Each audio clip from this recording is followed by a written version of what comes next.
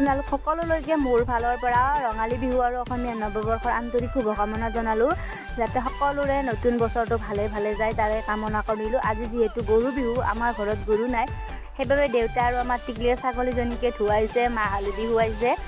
আৰু যিহেতু গৰু ছাগলীক দিয়া তেল গাত ঘঁহিব লাগে, মাহ ঘঁহিব লাগে, এইবিলাক ঘঁহি ল'লোঁ মই। আৰু বিহু বুলি অকণমান লাৰু পিঠা বনালোঁ, তাকে অকণমান ফটো উঠাই থলোঁ।